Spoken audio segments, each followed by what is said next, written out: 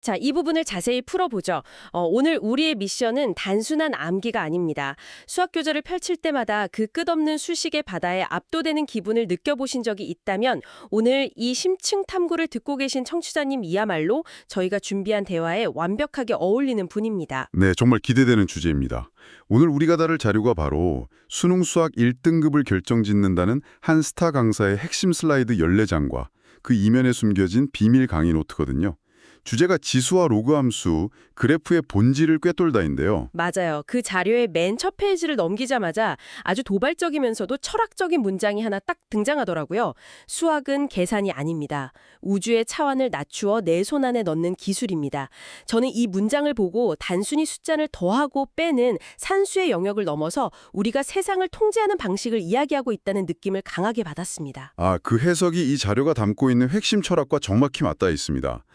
지수와 로그가 탄생한 역사적 배경을 떠올려 보면 이해가 쉬운데요. 과거 천문학자들은 별과 별 사이의 거리처럼 인간의 뇌로는 도저히 직관적으로 가늠할 수조차 없는 거대한 숫자들과 매일 씨름해야 했습니다. 그러니까 그 폭발적으로 커지는 우주적 스케일의 숫자들을 어떻게든 종이 한 장 위에 올려놓고 다루기 위해 고안해낸 발명품이 바로 로그라는 말씀이시죠? 정확합니다. 즉 이 단원을 관통하는 가장 중요한 시각은 복잡한 계산기를 두드리는 것이 아니라는 거죠.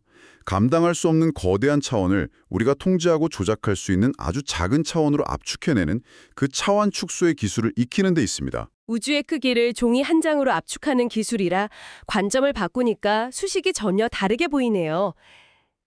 이 자료가 제시하는 로드맵을 보면 구조와 역함수, 개형 파악, 이동과 점근선, 그리고 마지막 정점 전략까지 총 4단계를 거치도록 설계되어 있거든요. 네, 복잡한 수식을 무작정 외우는 대신에 이 논리적 흐름을 따라가면 그래프가 머릿속에서 저절로 그려지는 경험을 하게 된다는 게 핵심입니다. 우선 지수함수의 본질부터 짚어볼 필요가 있겠네요. 그렇죠. 자료에서는 지수함수의 운영을 폭발하거나 혹은 소멸하거나 이렇게 아주 명쾌하게 나누고 있습니다. 우리가 흔히 기하급수적으로 늘어난다고 표현할 때 그 폭발적인 성장이 바로 밑이 1보다 큰 지수함수잖아요. 맞습니다. 반대로 밑이 0과 1 사이일 때는 오른쪽으로 갈수록 끝없이 가라앉는 소멸의 길을 걷게 되고요. 기본적으로 밑이 되는 숫자, 즉 A의 크기가 전체 그래프의 운명을 결정짓게 되는 겁니다. 약간 여기서 한 가지 더 주목해야 할 기하학적 특징이 눈에 띄더라고요. 이 그래프들이 아무리 바닥을 향해 가라앉더라도 절대 뚫고 내려가지 못하는 단단한 바닥이 존재한다는 거 맞죠? 네, 아주 날카로운 지적입니다. 그게 바로 X축, 즉 점근선이죠. 폭발과 소멸이라는 극단적인 움직임 속에서도 결코 넘을 수 없는 경계선이 있다는 사실이 이후 그래프를 그리는데 아주 중요한 단서가 됩니다. 지수가 그렇게 무한대로 폭발하는 성질을 가졌다면 그 폭발을 억누르는 브레이크도 당연히 필요했겠죠. 그게 바로 앞서 말씀하신 차원을 낮추는 기술, 로그 함수군요. 그렇죠. 지수가 만들어낸 천문학적인 결과값을 다시 우리가 다룰 수 있는 본래의 지수 차원으로 되돌려 놓는 마법 같은 도구입니다. 그런데 자료를 보면 이 로그를 다룰 때 아주 엄격하게 지켜야 하는 이용약관 같은 게 하나 있더라고요. 바로 진수 조건입니다. 이용약관이라는 비유가 정말 찰떡 같네요. 로그 함수라는 도구를 사용하기 위해 반드시 동의해야 하는 필수 약관인 거잖아요. 로그의 정의역, 즉 로그에 입력할 수 있는 x값은 반드시 0보다 큰 양수여야만 한다. 이거죠. 네, 그 이유를 논리적으로 추적해보면 아주 당연한 결론에 도달합니다. 방금 지수함수를 이야기할 때 아무리 가라앉아도 x축이라는 바닥을 뚫지 못한다고 했잖아요. 즉, 지수함수의 결과값은 언제나 양수만 나옵니다. 로그는 그 지수의 과정을 거꾸로 되짚어가는 역추적 장치니까 애초에 지수가 뱉어낸 적이 없는 음수나 0을 입력값으로 받을 수는 없는 노릇이군요. 바로 그겁니다.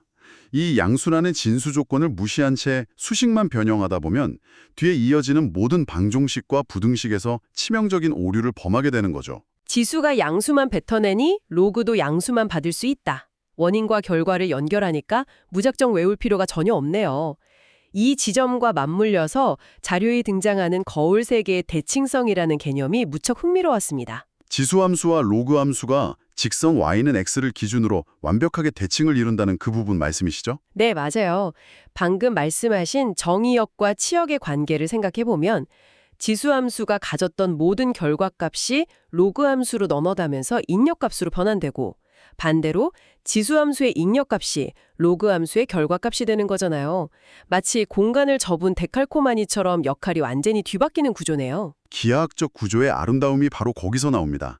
자료의 표현을 빌리자면 지수와 로그는 전혀 다른 두 개의 별개 함수가 아닙니다. 그저 동일한 수학적 현상을 X축의 관점에서 볼 것인가 아니면 Y축의 관점에서 볼 것인가 하는 시각의 차이일 뿐이죠. 같은 현상을 다른 축에서 바라본 거울 세계라 시야가 확 트입니다. 거울에 비친 모습처럼 서로의 조건과 한계를 완벽하게 공유하는 역함수 관계라는 것을 이해하는 순간 복잡해 보이던 두 함수의 성질이 하나의 논리로 통합되네요. 이렇게 기본 구조를 파악하고 나면 이제 수능에서 학생들의 발목을 잡는 치명적인 함정들을 다루는 섹션으로 자연스럽게 넘어가게 됩니다. 방정식과 부등식을 풀 때 주의해야 할 점들인데요. 맞아요. 자료를 보니까 방정식을 풀기 위해 로그를 하나로 합치거나 지수를 치환하는 과정에서 유독 실수가 많이 나온다고 강력하게 경고하고 있더라고요. 그 경고 지점을 정말 유심히 보셔야 합니다. 방정식을 풀 때 편의상 두 개의 로그를 덧셈이나 뺄셈 법칙을 이용해 하나로 합치는 경우가 많은데요. 다 합쳐진 결과물을 놓고 진수 조건이 0보다 큰지 확인하면 이미 덫에 걸린 후입니다. 아, 그러니까 반드시 합치기 전 문제가 출제된 원래 상태 그대로의 식에서 각각의 진수가 0보다 크다는 조건을 먼저 확보해 놓고 연산을 시작해야 한다는 거군요. 네, 치환의 경우도 마찬가지입니다. 공통으로 반복되는 지수함수를 t라는 새로운 문자로 치환하는 순간 아무 생각 없이 넘어갈 것이 아니라 즉각적으로 t는 0보다 크다라는 새로운 규칙을 꼬리표처럼 달아주어야 합니다. 시작부터 꼼꼼하게 조건을 걸어두는 게 1등급의 습관이네요. 부등식 파트에서도 아주 직관적인 경고가 눈에 띄었습니다. 부등식의 핵심은 미세 운명에 달려 있다고 하면서 밑이 0과 1 사이일 때 부등호의 방향이 반대로 뒤집히는 것을 시각적인 위험 표지판으로 강조해 두었더라고요. 네, 학생들이 시험장에서 가장 많이 하는 실수 중 하나죠. 저는 이걸 보면서 자동차에 후진 기어를 넣는 것과 비슷하다는 생각이 들었습니다. 밑이 1보다 크면 엑셀을 밟는 대로 앞으로 가지만 밑이 0과 1 사이일 때는 X값이 커질수록 오히려 전체 값이 작아지면서 뒤로 가버리니까 부등호 방향을 뒤집어서 그 역주행을 보정해줘야 하는 거잖아요. 자동차 비유가 원리를 직관적으로 이해하는데 아주 훌륭합니다. X값이 증가할 때 함수값이 감소하는 성질 때문에 양변에서 밑을 떼어내고 지수나 진수끼리만 비교하려고 할 때 그 반전을 시켜주지 않으면 전혀 엉뚱한 범위를 답으로 고르게 됩니다. 긴장되는 시험장에서는 이런 역방향의 성질을 무의식적으로 놓치기 쉬우니까 자료에서 굳이 커다란 시각적 표지판을 사용한 거군요. 그런데 청취자님, 이 자료에서 진정한 킬러 함정은 바로 다음 대목에 숨어 있습니다. 산술기하 평균의 역습이라는 부분인데요. 이 부분이 1등급과 2등급을 무자비하게 갈라놓는 미세하고도 결정적인 디테일입니다. 방금 언급하신 수식을 잘 뜯어보면 어떤 지수와 그 역수를 더한 값 전체를 t로 치환하는 상황이 나오거든요. 아까 지수를 t로 치환하면 기본적으로 t가 0보다 크다고 했잖아요. 많은 학생들이 지수끼리 더했으니 당연히 0보다 크겠지 하고 습관적으로 넘어갈 것 같은데요. 바로 거기가 함정입니다. 여기서 절대적인 수학적 규칙 하나가 발동합니다. 바로 두 양수의 합은 항상 2 곱하기 두 수의 곱의 루트보다 크거나 같다는 산술기하 평균의 원리입니다. 아, 지수와 그 역수는 곱하면 항상 1이 되니까 이 둘을 더한 값 t는 단순히 0보다 큰 것이 아니라 반드시 2보다 크거나 같다는 훨씬 엄격한 최소값 제한에 걸리게 되는 거군요. 맞습니다. 이 출발선이 0이 아니라 2라는 사실을 찾아내지 못하면 뒤에 이어지는 모든 풀이가 모래성처럼 무너지게 됩니다. 출제자의 의도가 정말 교묘하죠. 이런 구조적인 덫을 피하려면 단순히 공식을 외우는 게 아니라 현상의 이면을 꿰돌아 봐야겠습니다. 이어서 자료는 세 번째 섹션, 기하학적 명령으로 시선을 돌립니다. 수식에 붙어있는 마이너스 기호를 대하는 태도를 바꾸라고 조언하고 있어요. 네, 수식을 대하는 관점을 연산해서 공간으로 전환하라는 아주 중요한 메시지입니다. 보통 수식에 마이너스가 붙으면 계산이 복잡해졌다고 한숨부터 쉬기 마련인데 여기서는 마이너스를 공간을 뒤집어라 라는 기하학적 스위치로 보라고 하죠. 자료 분석을 자세히 보니까 전체 식 앞에 마이너스가 붙는다는 건 결국 y 대신 마이너스 y가 들어갔다는 뜻이고 이는 전체 그래프를 x축을 기준으로 상하로 뒤집으라는 명백한 지시더라고요. 그렇습니다. 반대로 x 위치에 마이너스 x가 들어갔다면 y축을 기준으로 좌우로 뒤집으라는 뜻이고요. 두 곳 모두에 마이너스가 붙었다면 원점을 기준으로 180도 회전시키라는 의미가 됩니다. 이렇게 부호 변화를 일종의 시각적 행동 지침으로 받아들이면 아무리 복잡하게 얽힌 수식을 보더라도 뇌가 즉각적으로 그래프에 변형된 모양을 영상처럼 재생해낼 수 있겠네요. 수식을 텍스트가 아니라 동작 지시서로 읽어내는 겁니다. 완벽한 요약입니다. 그렇다면 그 그래프가 어느 위치로 이동하던 결코 넘을 수 없는 선, 즉 점근선을 찾는 것도 시각적으로 직관화할 수 있게 됩니다. 자료에 따르면 지수함수에서는 식 맨 끝에 붙어있는 상수, 즉 꼬리표 같은 숫자가 상하 이동을 결정하니까 그 자체가 바로 가로 점근선이 되고요. 로그 함수에서는 진수 부분이 통째로 0이 되게 만드는 x값이 세로 점근선이 된다고 설명합니다. 네, 아주 정확하게 파악하셨습니다. 식인데요. 일반적으로 함수 앞에 숫자 5가 곱해져 있으면 기존 그래프를 위아래로 5배 길게 쫙 늘렸다고 상상하기 쉽잖아요. 그렇죠. 직관적으로는 그게 당연해 보이죠. 수학적 통찰력을 기르는 데 있어 매우 중요한 예시를 짚으셨습니다. 맞아요. 그런데 이 자료를 따라가며 직접 원리를 유추해 보니까 그게 아니더라고요. 앞에 곱해진 5라는 숫자를 로그의 성질을 이용해서 강제로 밑이 2인 지수 형태로 바꿀 수가 있었습니다. 네, 5를 2의 로그 2의 5제곱으로 변환해버리는 거죠. 그러면 원래 식에 있던 2의 x제곱과 밑이 같아지니까 지수 법칙에 의해 두 지수가 덧셈으로 하나로 합쳐지게 됩니다. 결국 위로 5배 늘린 줄 알았던 그래프가 사실은 원래 그래프를 x축 방향으로 미세하게 옆으로 슬쩍 밀어낸 평행이동의 결과물이었다는 결론에 도달하는데 이 숨겨진 원리를 발견했을 때 꽤 짜릿했습니다. 정확한 분석입니다. 겉보기에는 형태가 왜곡된 것 같지만 밑이 같기만 하면 앞에 어떤 상수가 곱해져 있더라도 결국 본질적인 굴곡의 형태는 변하지 않으며 언제든 평행이동을 통해 완벽하게 포개일 수 있다는 것을 보여주는 훌륭한 통찰입니다. 숫자에 현혹되지 않고 구조적 동일성을 파악하는 능력이 여기서 빛을 발하는 거죠. 자, 이제 기본기와 함정, 그리고 구조적 통찰까지 모두 갖췄으니 오늘 심층 탐구의 클라이맥스인 네 번째 섹션으로 진입할 차례입니다. 이름하여 닷전략입니다. 복잡한 수식의 바다 한가운데서도 절대 흔들리지 않는 단 하나의 정점을 찾는 전략이죠. 이 전략은 정말 강력합니다. 평행이동이나 대칭이동이 여러 번 섞여 있는 식을 보면 그래프가 어느 좌표 평면 위에 떠 있는지 막막해지잖아요. 이때 이 닷 전략을 사용하면 위치를 확정짓는 강력한 기준점을 잡을 수 있습니다. 수는 복잡한 지수 부분을 무조건 0으로 만들어라. 로그 함수는 진수 부분을 무조건 1로 만들어라 라고 아주 단호하게 명령합니다. 네, 어떤 수든 0제곱을 하면 1이 되고 진수가 1이면 로그 값은 통째로 0이 되어 날아가 버린다는 절대불변의 법칙을 이용하는 거죠. 복잡한 연산을 단숨에 우회해버리는 겁니다. 자료에 나온 실전 예시를 가지고 머릿속으로 한번 시뮬레이션 해볼까요? y는 마이너스 2의 x-1제곱 더하기 3 이 식입니다. 1단계 점근선 찾기. 꼬리표가 더하기 3이니까 높이 3의 가로선을 쭉 긋습니다. 좋습니다.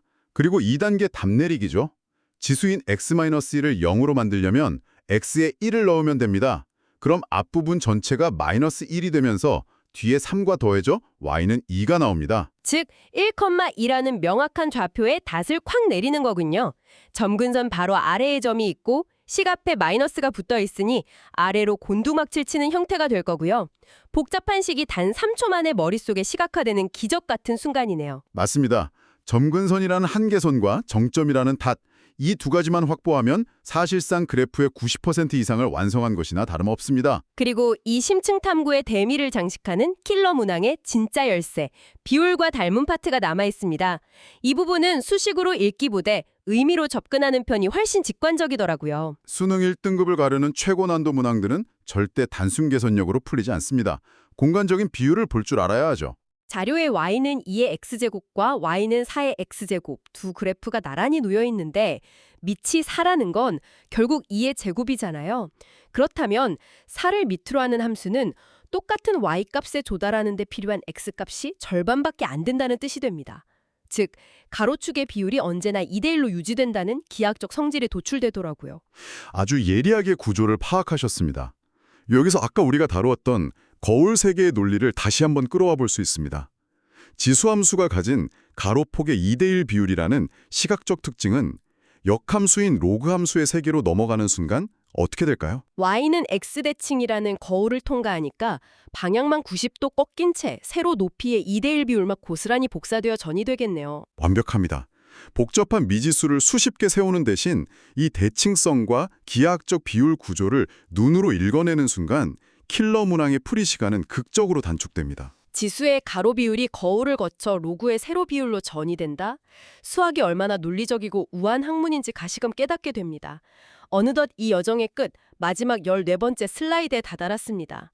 자료는 끝으로 이런 묵직한 메시지를 던집니다. 공식 하나에 매몰되지 마십시오. 다음 3가지만 기억하십시오. 차원, 그림, 조건. 연산의 거대한 변화를 통제하는 차원, 점근선과 다체 위키를 파악하는 그림, 그리고 밑과 진수의 운명을 결정짓는 절대적인 조건이죠. 이 3가지 렌즈를 통해서 바라볼 때 비로소 지수와 로그라는 거대한 산맥의 전체 지형도가 한눈에 들어오게 됩니다. 거대한 숫자를 다루기 위해 인류가 발명한 이 위대한 도구의 본질을 제대로 이해한다면 아무리 복잡하게 꼬인 수능 문제라도 결국 여러분의 가장 든든한 점수 자판기로 변모할 거라는 말씀이시네요. 점수 자판기, 그 구조를 온전히 이해한 자만이 누릴 수 있는 특권입니다. 했습니다. 지금 이 방송을 듣고 계신 청취자님, 오늘 심층 탐구를 마치며 마지막으로 이런 질문을 하나 던져보고 싶습니다.